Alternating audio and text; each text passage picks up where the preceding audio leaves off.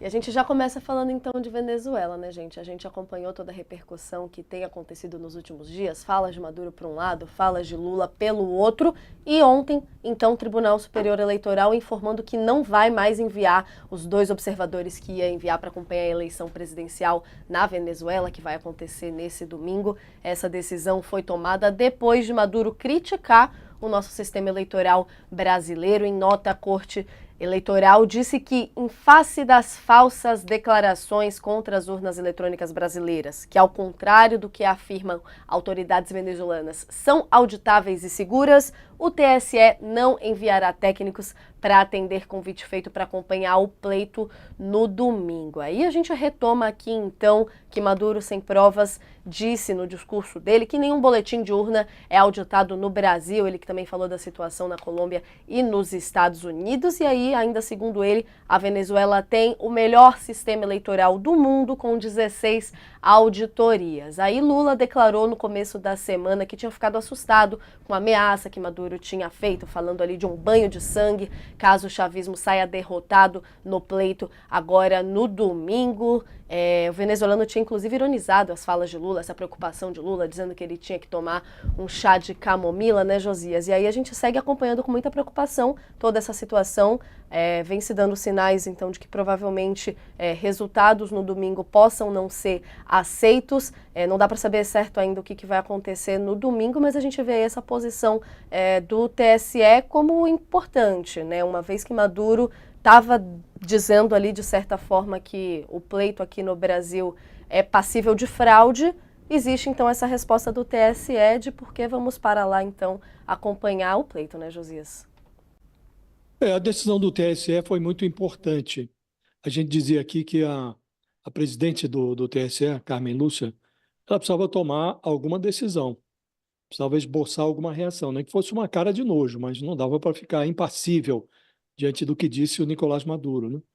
E a justiça, todo mundo sabe que é cega, mas com essa decisão, o Tribunal Superior Eleitoral informou ao Maduro que não é surdo, não é mudo, e em resposta ali à suspeição que ele lançou em relação ao processo eletrônico de votação no Brasil, a Carmen Lúcia desistiu de enviar para a Venezuela dois técnicos do TSE que observariam essa eleição que vai acontecer no próximo domingo, né? Com essa decisão, a Carmen Lúcia, na prática, rende homenagens à racionalidade. Então, ela mostra que, além da urna, também o senso de ridículo é auditável no Brasil. Esses observadores, os enviados do TSE, eles fariam lá em Caracas papel de imbecis, papel de bobos e não de observadores, né? A essa altura, não se discute mais se o regime do Nicolás Maduro está flertando ou não com uma fraude no domingo. O problema é que a ilegitimidade da sucessão presidencial na Venezuela, ela já se tornou um dado imutável da realidade. E não é de hoje, faz tempo. Não dá para considerar legítimo um processo eleitoral em que o ditador de plantão, candidato à reeleição, inabilita a sua principal adversária, aborta o registro da substituta e diz que pode haver um banho de sangue se os eleitores decidirem dar a vitória ao plano C da oposição.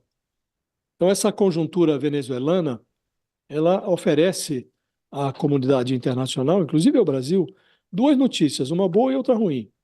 A notícia má é que a única notícia boa à disposição na Venezuela é muito ruim, é péssima, né? De acordo com as informações disponíveis, essa vocação ditatorial do Nicolás Maduro, ela não aumentou, ela continua preenchendo 100% da alma do Maduro. Então, nesse contexto, o TSE, na prática, se livrou de uma urucubaca, quando retém os seus técnicos no Brasil. Acho que foi uma decisão acertada, não dava para ficar é, inerte diante das mentiras ditas pelo Maduro, né? E o tribunal, na prática, ele tem uma função que se distingue da diplomacia. O tribunal não tem que ficar fazendo salamaleque para ditador. O Itamaraty ainda tem que medir as palavras, tem que conviver com a ditadura. O Brasil convive com muitas ditaduras porque tem relações a defender, né? tem interesses a defender, assim também na Venezuela. O TSE não tem nada a ver com esse jogo, faz muito bem eh, não se render à falta de lógica, mandando observadores para acompanhar um processo eleitoral de um país ditatorial que não respeita o sistema eleitoral brasileiro.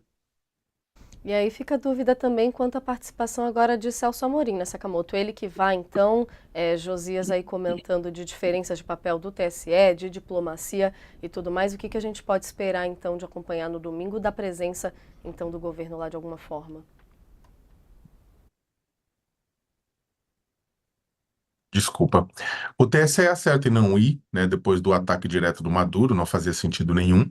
Agora, a presença do Celso Amorim, ela é fundamental. O Celso, ele é considerado, não apenas na diplomacia brasileira, mas na diplomacia mundial, um dos mais importantes, um dos mais reconhecidos negociadores, né? Não à toa, o Celso, como pessoa, é convidado em vários locais, em vários momentos. No caso do Oriente Médio, não é que o Brasil se enfia, o Celso é convidado, né? Ele tem uma, ele é conhecido no sistema das Nações Unidas, no sistema multilateral, como um negociador que é bastante capaz.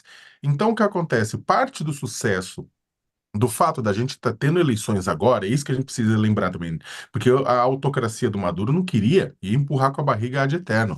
Né? Toda aquela costura que envolveu os Estados Unidos, envolveu a Colômbia, envolveu o Brasil, envolveu o retorno da normalização de questão de petróleo, compra, tudo que melhorou um pouco a economia venezuelana, se dá também muito por conta desse esforço de negociação da diplomacia brasileira, né? Que ora com Mauro Vieira, diretamente o Itamaraty, ora com o Celso Amorim, que é o assessor para relações internacionais do presidente da República. Então, o Celso ele vai acompanhar esse processo, a equipe dele vai acompanhar esse processo de perto, né? E é importante, né, que organismos internacionais, o pessoal fala, por que que então todo mundo já que pega as declarações do Maduro, então não é melhor todo mundo dar as costas e ir embora? Claro que não.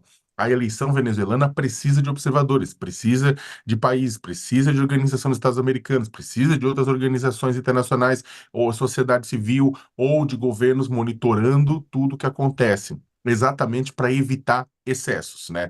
De um lado, são bem conhecidos os excessos, né, e os crimes do próprio governo de Nicolás Maduro, né, É, os crimes contra a liberdade de expressão, né, as prisões arbitrárias, a violência, as ameaças, tudo é conhecido. Existe uma parte da oposição que é menos do que o candidato que tá agora, que é um candidato que uniu as oposições, mas tem uma parte da oposição venezuelana que não diferem muito do próprio Maduro. Essa é a grande tragédia do povo venezuelano hoje. Ele está emparedado entre um autocrata e uma parte de uma oposição que quer a democracia, mas tem uma parte da oposição que adoraria fazer a mesma coisa que o Maduro faz com o sinal trocado, né?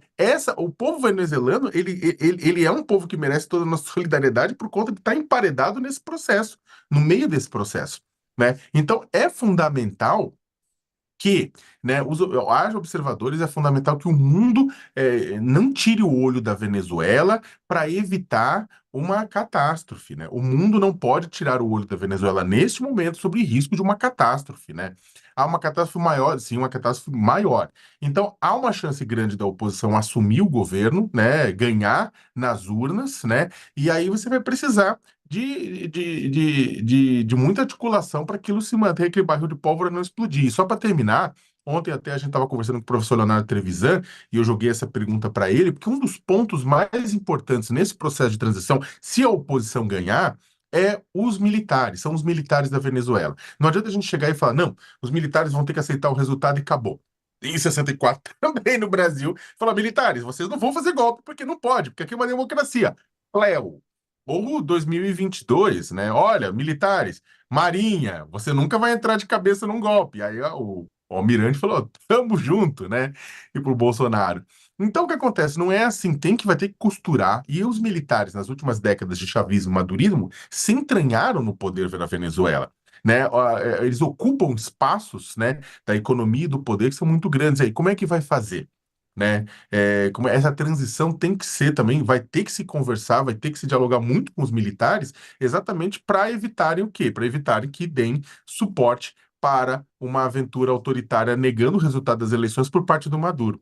né? Agora, isso significa costuras, né? E aí a gente sabe que costuras muitas vezes acabam deixando feridas abertas por muito tempo, como acontece no Brasil. A nossa volta à democracia não foi uma situação como na Argentina ou no Chile. Na Argentina botaram o Videla na cadeia, né? Um ditador foi para cadeia. Imagina o Figueiredo na cadeia. Né? Aconteceu na Argentina, né? No Brasil não, no Brasil foi lento, gradual, suave, né? Com anistia e tudo, né? Então, essa é a pergunta, né? Para voltar à paz na Venezuela, vai ter uma anistia dos militares? Vai ter os militares participando ativamente? Como vai ser? Tem muitas questões que vão muito além, né? E que começam a surgir agora pelo fato de o Maduro poder estar na berlinda.